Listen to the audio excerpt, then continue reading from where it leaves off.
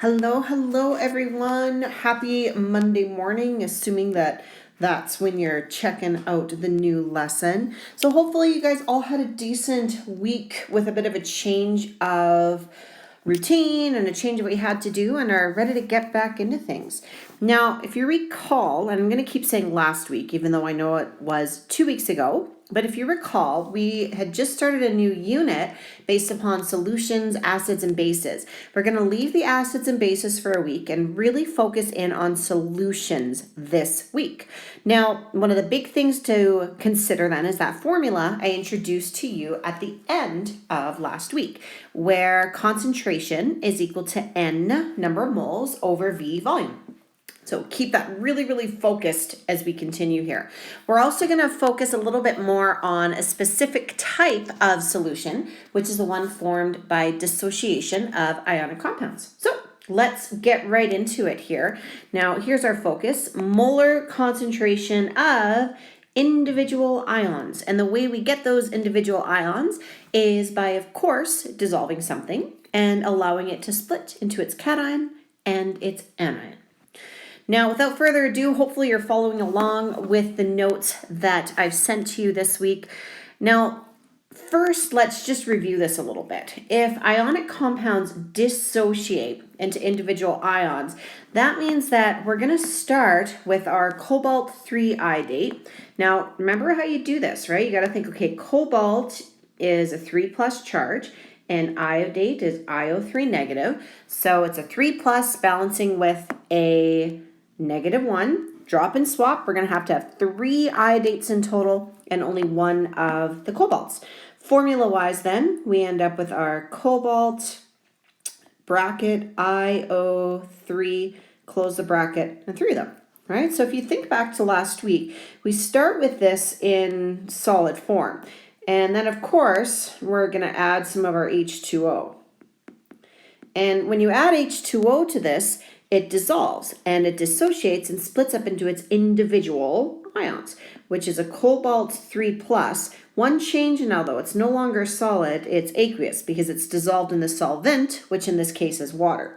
Plus, and here's where you have to be careful, there are 3 iodates, which means we're going to have a total of 3 of them over here being produced, right? Everything always has to balance out. And that's going to be of our IO3 negative. And once again, it's dissolved in water, so it's aqueous. Okay, that's complete review of what you did last week. Now consider this then. There are coefficients in front of each of these, right? In front of the cobalt-3 iodate, we've got a coefficient of 1. We're lazy about ones, but it's there. In front of the cobalt-3+, there's a coefficient of 1. And in front of the IO3 negative, there's a coefficient of 3. So we've got a ratio, a 1:1:3 ratio of each of those ions. Keep that in the back of your head. Okay. Let's keep moving on. So we can use that ratio to predict the concentrations of the individual ions. Now, for example, let's just say I give you a new scenario and we're going to focus this time on a solution of magnesium chlorate. And I'm going to tell you the concentration of this thing. Remember, that was introduced to you the week before, 0.225 moles per liter. Anytime you see those units, you know you've been given a concentration.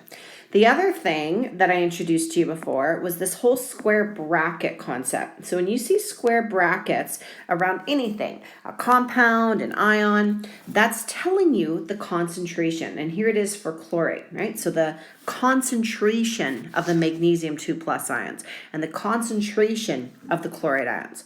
That's the whole goal of this question. This is new. Now, when we go through this, we do the same thing that you just did for the cobalt-3 iodate in the previous example, right? So here we dissociated it into its individual ions. So let's go back to this one. Magnesium 2+, chlorate ClO3 negative is going to become magnesium bracket ClO3, close the bracket, 2 of them. Starts in solid form. We add some water.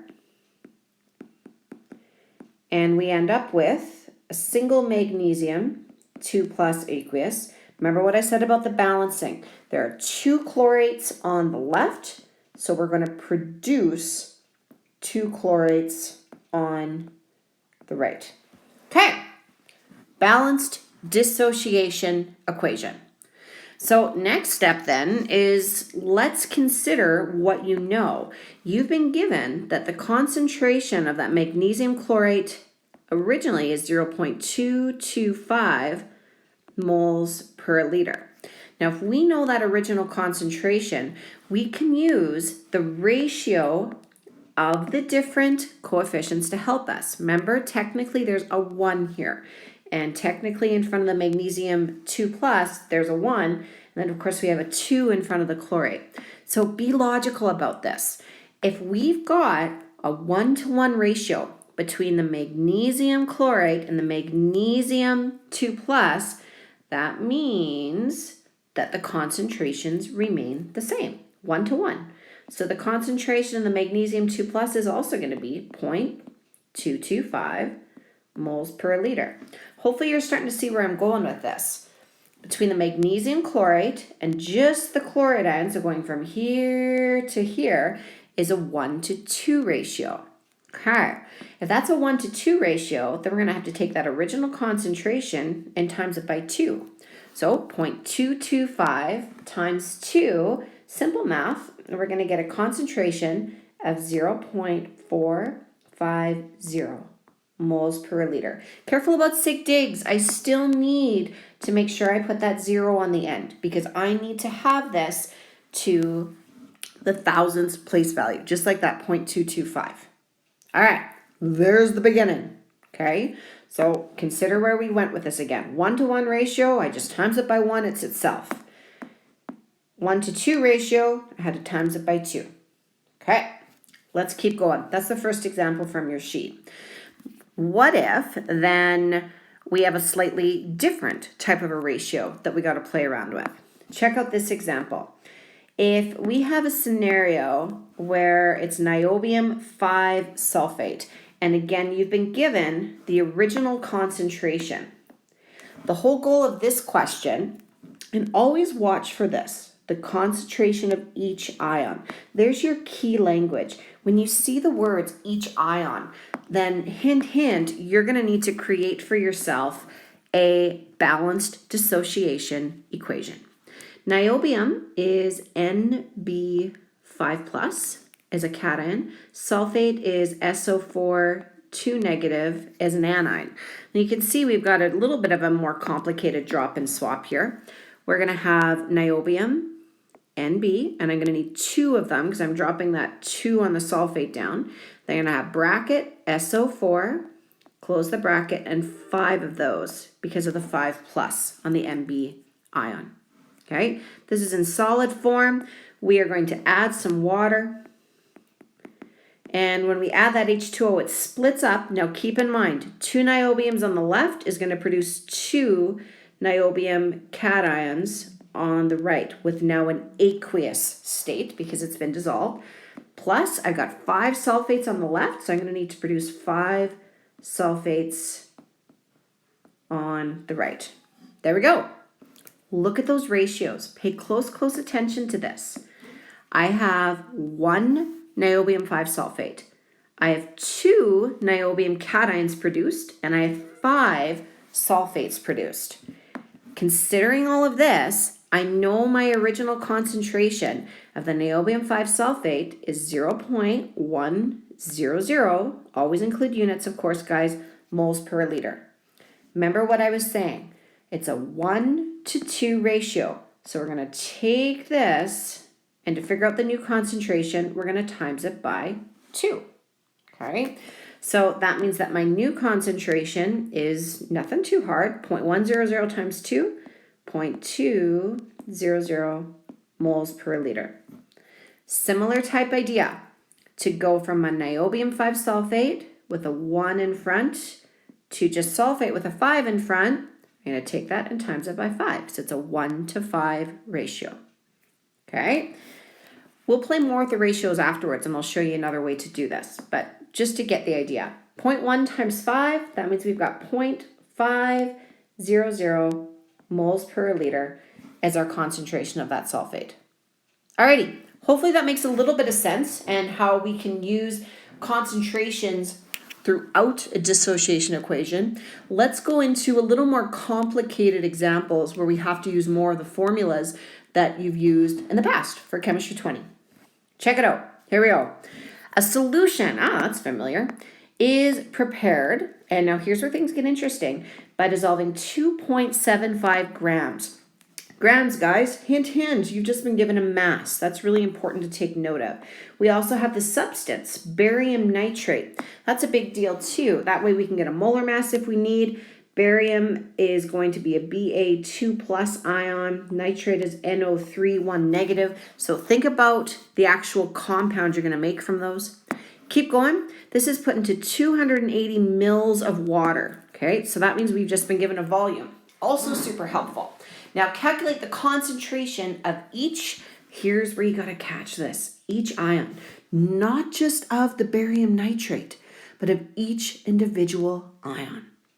Okay, step one here, before we can do anything else, is we're going to need that balanced dissociation equation. If you don't have that, it's going to be really hard to actually figure out what is the coefficient ratio.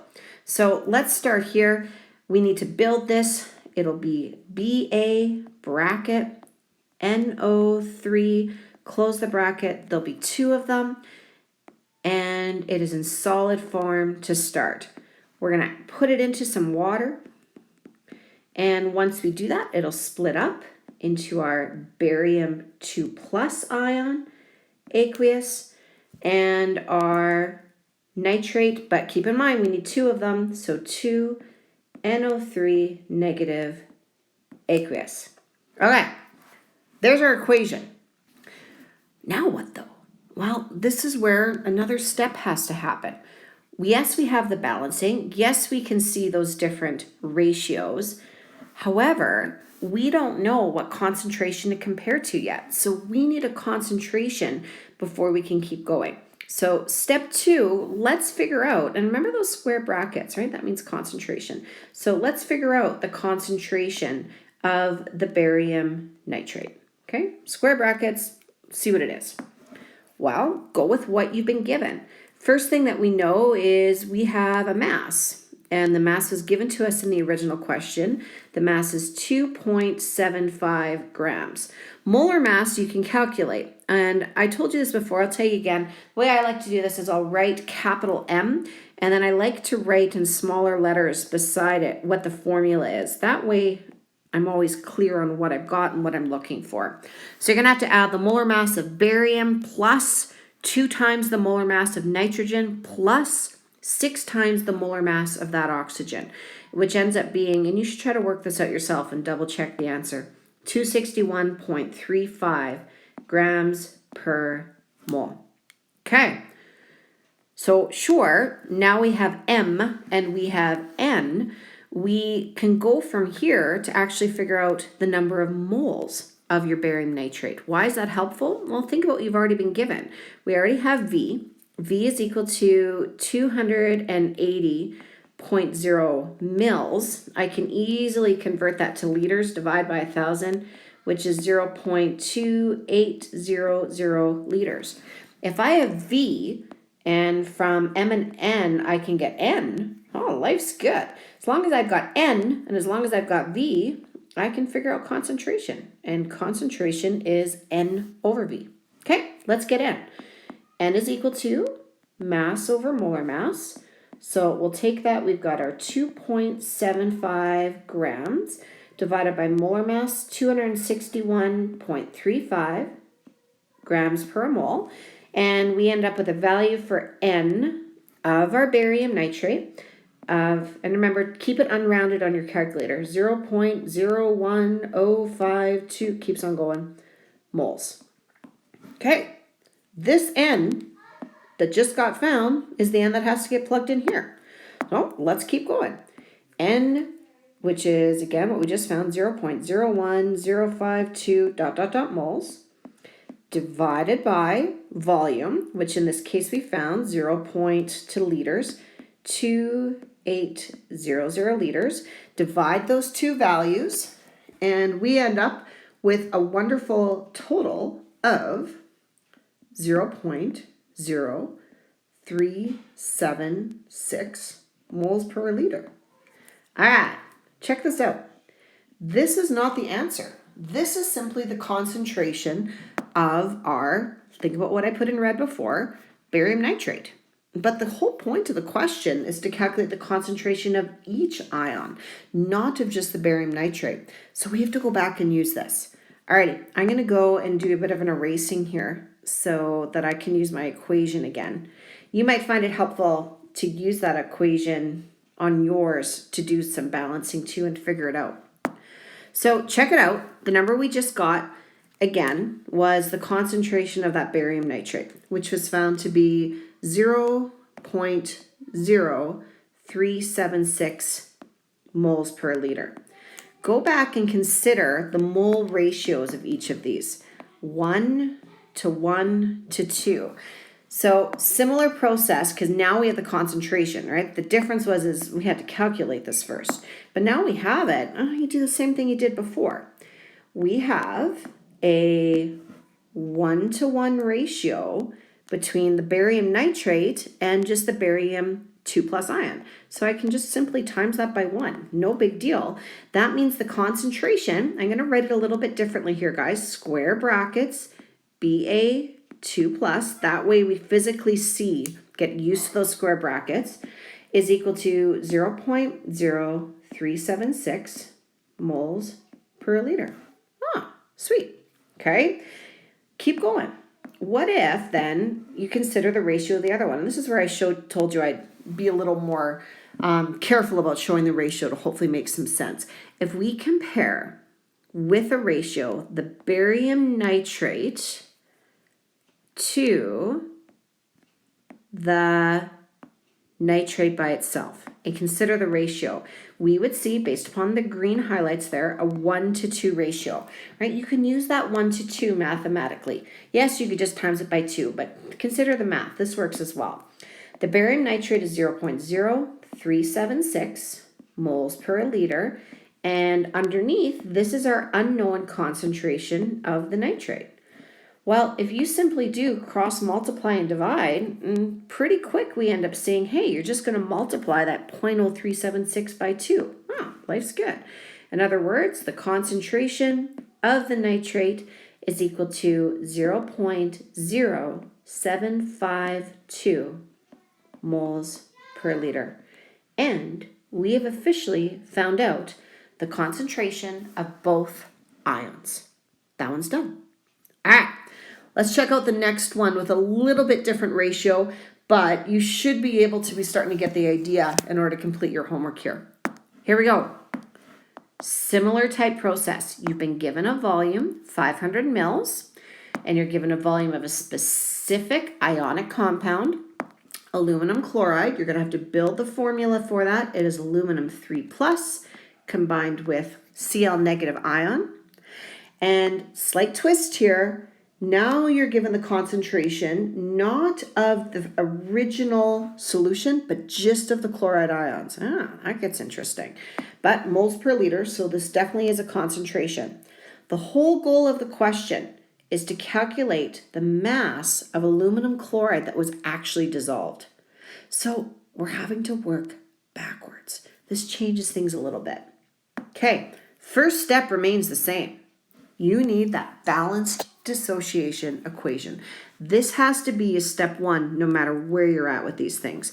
So we're going to take that aluminum chloride. We'll have 1 aluminum, Cl3 when we balance those charges. It is in solid form until we add our water. Then it's going to split into its individual ions. A single aluminum 3+ ion, and of course our 3 chloride ions. Now here's, like I said, where things are a little bit different. You are given an original concentration of the chloride ions. So the chloride concentration is 0.336 moles per liter. This concentration can be used to figure out the concentration of the aluminum chloride. I'm going to do this one at the ratio because I think you might find that easier. Think about this. It's a 3-to-1 ratio. That doesn't mean that you times by 3. We're working backwards this time, guys. So we are actually doing a division by 3. I'll show you what I mean. When I compare the chloride ion coefficient to the aluminum chloride ion coefficient, I end up with a 3/1 ratio. And I know that that 3 relates to a concentration of 0.336 moles per liter. And from that I can find the concentration of the aluminum chloride. How do we do that? Remember the cross multiply and divide. So 1 times 0.336 is going to be equal to 3 times the concentration of the aluminum chloride, right? Think about the math of this. 1 times 0.336 moles per liter is going to equal 3 times the concentration of the aluminum chloride. How do you get the concentration by itself? Well, you divide by 3 on both sides. Oh, see, it matches. Divide it by 3. When we do that, we are going to end up with a wonderful concentration of 0.112 moles per liter for the aluminum chloride. Okay, well, that's great, but that didn't actually solve the problem. The goal of this question is to get the mass of it. Now all we have is a concentration. Okay, well, where do you go from here? Well, I'm going to do a bit of erasing again, and then we can play around with actually doing some solving here. So remember, you have the concentration of the aluminum chloride. You also have originally the volume. So if this is C, V is equal to 500 mils. I need to convert that to liters so that I can use it. We got to have consistent units. Concentrations have liters, so I need my volumes to have liters as well. In other words, this is going to be 0.500 liters. If we've got C and we've got V, then we can get N. N is equal to CV. There's that formula that we were using again last week. Concentration is 0.112 moles per liter. That's what we had to figure out just a moment ago. Times that by the volume, 0.500 liters. Our liters are going to cancel out and we're going to be left with moles. Think about how helpful this is. If we know the number of moles of this, which by the way is 0.056 moles, but if we've got that, the total number of moles, then I've got something else. I can get to the point where I can play with mass. Okay, consider. Here's what you have. N equals 0.0, we just found this out, 56 moles.